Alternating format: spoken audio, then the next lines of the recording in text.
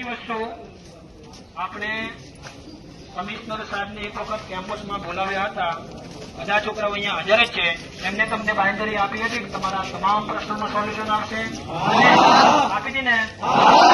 અને વિરેન્દ્રભાઈ વસાવા સાહેબ પોતે જ આવ્યા હતા, પરંતુ અત્યારે આપણે એમની જે કમિટમેન્ટ આપી હતી એ પ્રમાણે આપણી રજૂઆત જે હતી એ પ્રમાણે સોલ્યુશન આવ્યું.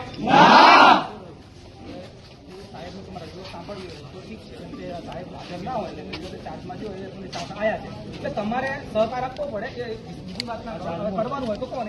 મારે એકલાને કરવાનું નથી, આ બધા જેમ કે ચલો સારું ચલો તો ભાઈ ચલો બધાને અમે તમને નહીં એવું ના હોય, તમે બધા ભાઈ એક જ મિનિટ પિન્ટો એક વખતની વાત હોસ્ટેલમાં ખુદ રૂબરૂ આવી કઈ ગયેલા એવું નથી સાહેબ. આ લોકો માત્ર એમને આ લોકો જે છે સાહેબ આ જે અંદર કચેરીમાં બેઠા છે, એક મિનિટ, એ જે કચેરીમાં બેઠા છે એ લોકો અમને સુવિધા ન મળે અને અમારી રજૂઆત સમયસર ન સાંભળે એને સચિન તાવ મારવાનું ચાવી જાઓ.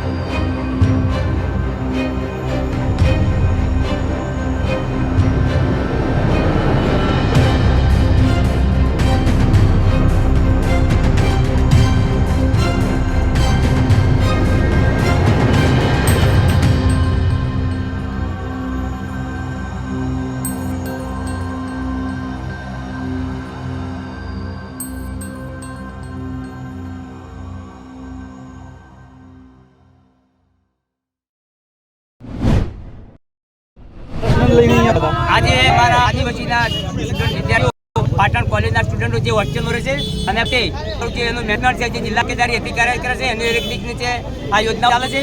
તો અમારા બાળકોને ત્યાં જમવા માટે અપૂરતું મળે છે, અનિયમિત મળે છે. અને એટલું જ નહીં પરંતુ એમની સાથે પણ સ્વાસ્થ્ય પણ ચેડા થયા છે. તો એમનો જેનું જે ઈસી બનાવે એના અંદર મરેલા ડેટકા પણ નીકળ્યા છે. અગાઉ આપણે પણ જોયું કે ટ્રેનોના અંદર પણ ડેટકાઓ નીકળતા હોય છે. આજે આ બાબતનો થઈ રહેલો અને મારા વિદ્યાર્થી યુનિયન દ્વારા આજે અહીંયા એક જલંત કાર્યક્રમ અમારા જિલ્લા તકેદારી અધિકારીને અને વિરોધમાં એનું ધ્યાન દોરવા માટે અમે આવેદનપત્ર આપ્યા. તો અહીંયા આવા વિષય માટે જે કરવા માટે તો પોલીસ દ્વારા તંત્ર દ્વારા પોલીસનું દમન કર્યું અને અમારા વિદ્યાર્થીઓ એમને કચેરી તરફ સુધી જવા દીધા નથી.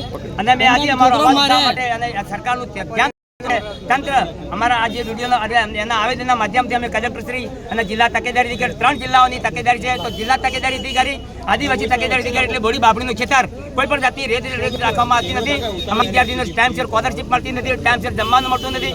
અમે સમગ્ર ઘટનાને લઈ અને સરકારના કોન ખોલવા માટે ધ્યાન દોરવા માટે અહીંયા આવ્યા હતા. તો અમારા ઉપર આજે તંત્ર દ્વારા જે દમન કરવામાં આવ્યું છે અમને ત્યાં કચેરી દ્વારા સુધી જવા દીધા અને અમારા જે નેતાઓ હતા એમને તાત્કાલિક ધરપકડો કરી અને સરકારની જો હુકમી એની તાનાશાહી અમે કરી અને તાત્કાલિક અમારે એમને અમનો અવાજ દેવા લોકશાહીમાં અવાજ દેવા માટે લોકશાહી મારું નામ કાંતિલાલ માજીરા.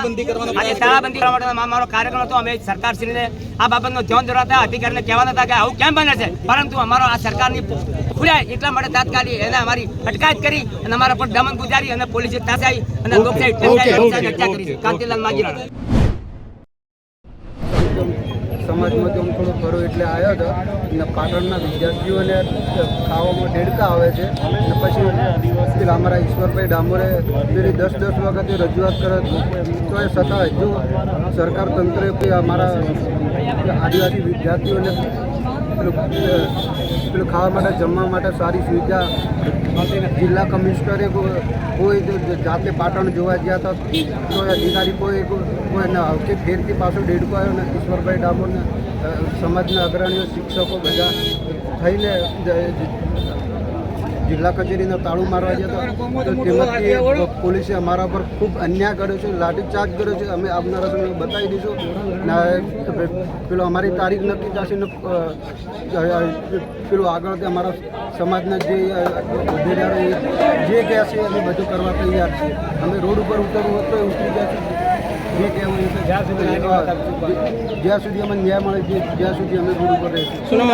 નામ સોનાભાઈ રમેશભાઈ મૂકે છે. હું પાટણ હોસ્ટેલની અંદર રહું છું. અમે લોકોએ અમારા જમવાની અંદર ઘણી બધી પ્રોબ્લેમો આવે છે. તો એક દિવસ દેડકો આવ્યો. જો દેડકા જેવી મોટી જે નરી આંખે જોઈ શકે એ વસ્તુ જો અંદર આવતી હોય તો જે જોઈ ના શકાય એ વસ્તુ તો અંદર હશે જ ને. તો પોષણ તત્વયુક્ત ખાવાનું ના મળેલું વિદ્યાર્થીઓને. તો વિદ્યાર્થીઓ ઘણી એટલા આર્મીની એવી તૈયારી કરતા હોય તો એ લોકોને શું કહેવાય દોડ ને એવું બધું ના કરી શકે એમ.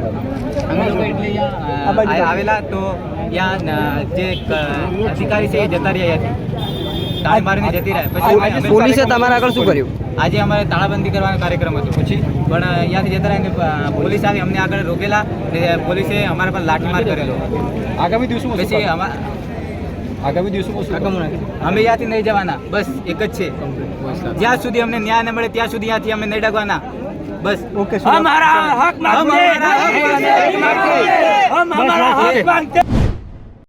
હોસ્ટેલની અંદર રહું છું અને અમારે જમવાની પ્રોબ્લેમ હતી એટલે માટે અમે બધા વિદ્યાર્થીઓ આવેલા છે. અમારી સાથે ઈશ્વરભાઈ ડામોર પણ આવેલા પણ એમને પોલીસ સ્ટેશનમાં લઈ જવા આવેલા છે. અમે ત્યાં જતા અમને શું કહેવાય તાળુબંધી કરતી એટલે પોલીસે રોકેલા. શું કરવા આવ્યા હતા તમે? જે પ્રોબ્લેમો છે સોલ્યુશન કરવા માટે આવ્યા હતા. પોલીસે તમારી સાથે શું કર્યું? પોલીસે અમારી સાથે અમને બધા આજે જે અમારી સાથે જે પ્રોબ્લેમ બેઠવી પડે છે. એક દિવસ આ પોલીસ સ્ટેશન વાળા અમને રોકે છે ને એક દિવસ એમના પણ બાળકોની સાથે આવું થશે એટલું યાદ રાખજો. ઓકે. તમારું નામ? બધા લોકો. મારું નામ ચૌહાણ મુકેશ છે. ઓકે. બીજું બોલાવજો. વિદ્યાર્થીઓને આ જ રીતે ટીંગાટોળી થશે તો શું કહેશો? વિદ્યાર્થીઓને આ જ રીતના ટીંગાટોળી થશે તો શું સંદેશો વિદ્યાર્થીઓ માટે સદા ઉભા છીએ. આજે લઈ ગયા છે અમે આ રીતે પોલીસ સ્ટેશન જતા નથી. આવતીકાલે ફરી પૂરી તાકાતથી અહીંયા આવશું અને ઘેરાવ કરશું.